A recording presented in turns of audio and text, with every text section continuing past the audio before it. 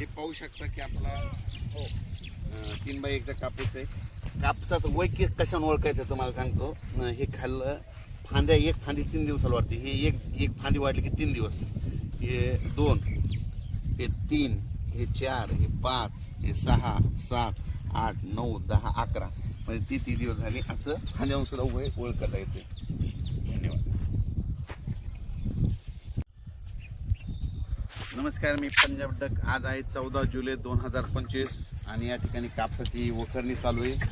आणि आजच्याने ह्या कापसाला जवळपास 34 दिवस झाले. 10 जूनची धुळपेरणीचा कापूस आहे. 11 तारखेला पाऊस पडला होता आणि आज आहे 14 जुलै 2025 आणि आज माझ्या महाराष्ट्रातल्या शेतकऱ्याला या ठिकाणावर मी अंदाज देणार आहे. तर राज्यातल्या सर्वप्रथम शेतकऱ्याला सांगू इच्छितो की राज्यामध्ये आज 14 आणि 15 म्हणजे बऱ्याच ठिकाणी भाग बदलत पाऊस पडणार आहे, म्हणून हा अंदाज लक्षात घ्यायचा. म्हणजे विखुरलेल्या स्वरूपात सांगायचं झालं तर परभणी जिल्हा, लातूर जिल्हा, बीड जिल्हा, धाराशिव, त्याच्यानंतर नगर जिल्हा, त्याच्यानंतर जालना जिल्हा, संभाजीनगर, सोलापूर जिल्ह्यात आज बऱ्याच ठिकाणी विखुरलेल्या स्वरूपाचा पाऊस पडणार आहे, म्हणून हा अंदाज लक्षात घ्यायचा.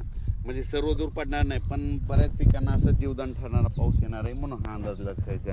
मग राज्यात मोठा पाऊस कधी येणार, तर राज्यात तुम्हाला एक सांगू इच्छितो की मोठा पाऊस कधी येणार. तुम्हाला एक सांगू इच्छितो की राज्यामध्ये सांगायचं झालं तर सध्या तरी मोठा पावसाचं वातावरण नाही, असाच भाग बदलत विखुरलेल्या स्वरूपातच पडणार आहे, म्हणून हे अंदाज लक्षात घ्यायचा. राज्यात फक्त जुलैच्या शेवटच्या आठवड्यात मात्र चांगला पाऊस राहणार आहे, म्हणून हा अंदाज लक्षात घ्यायचा. म्हणजे सांगायचं तर जुलैच्या शेवटच्या आठवड्यात म्हणजे हा पाऊस राहणार आहे. शेवटच्या आठवड्यात चांगला पाऊस, मग ते वाहुनी वडे नाले वाहणारा पाऊस जुलैच्या शेवटच्या आठवड्यात पाऊस येणार आहे, म्हणून हा अंदाज लक्षात घ्यायचा. पण राज्यात सध्या तरी मात्र पूर्व विदर्भ झालं, पश्चिमी विदर्भ झालं, दक्षिण महाराष्ट्र, उत्तर महाराष्ट्र, कोकणपट्टी, खानदेश सर्व दूर असं वडे नाले वाहतील तसा पाऊस नाही. फक्त आज मात्र 14 आणि 15 जुलैच्या दरम्यान मात्र दुपारी 3च्या नंतर बऱ्याच ठिकाणी पाऊस पडायलेला दिसेल. भाग बदलत पर्सनल काहीला सोडून देईल, कुठं पडेल कुठं नाही, म्हणून हे लक्षात येतं.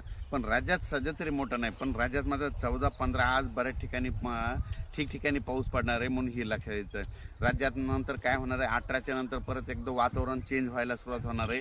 18च्या नंतर काय होणार आहे, मग हे नांदेड जिल्हा झालं, लातूर जिल्हा झालं, अक्कलकोट, सोलापूर, उदगीर, निलंगा ह्या शेतकऱ्याचं काय झालं, पाऊस नसल्यामुळे त्यांचे सोयाबीन थोडं सुकत येतं. त्यांना सांगू इच्छितो की 18च्या नंतर तुमचं नांदेड झालं, धर्माबाद झालं, बिलोली झालं, नायगाव, त्याच्यानंतर इकडं त्याच्यानंतर जळकोट, त्याच्यानंतर अक्कलकोट ह्या भागामध्ये मग 18-19 पासून जरा चांगलं तुमच्याकडं पाऊस पडणार आहे. कारण की काय होणार आहे, 18च्या नंतर तेलंगणा, आंध्र प्रदेश, तामिळनाडू, कर्नाटक तिकडे पाऊस पडत राहिल्यामुळं आपल्या महाराष्ट्राच्या सीमालगत ह्या पट्ट्यामध्ये पाऊस येणार आहे, म्हणून त्यांच्यासाठी म्हणजे लातूर जिल्ह्यातल्या त्या बॉर्डरच्या शेतकऱ्यांसाठी आनंदाची बातमी.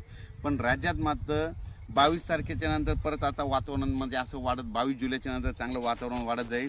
मात्र 27, 28, 29 जुलैला मात्र काय होईल, म्हणजे राज्यात सर्वदूर मोठा पाऊस येणार आहे, म्हणून हे अंदाज लागतं. म्हणजे सांगायचं झालं तर 25 जुलैच्या नंतर जुलैच्या शेवटच्या आठवड्यात चांगला मोठा पाऊस येणार आहे, म्हणून हा अंदाज लक्षात येतं. आणि तुम्हाला एक सांगतो, हे जे अंदाज देत आहे हे नेमकं माझ्या शेतामध्ये, आणि हे आम्ही धुळपेरणी कापूस लावलेला आहे. या ठिकाणी हे अंतर 3x1 केलेलं आहे, आणि हे 3x1 काढल्याच्या नंतर त्याला एकदाच फक्त रेगाटीला खत दिलेलं आहे, परत खत दिलेलं नाही. आणि पाळी चालू आहे. शेतकऱ्याला सांगू तिथं कापूस वाढू द्यायचा नाही, कापसाचं अंतर कमी करायचं, खर्च कमी करायचा. खर्च कमी केल्याच्या नंतर कापसाला उतार चांगला येतो. तर पाहू शकता.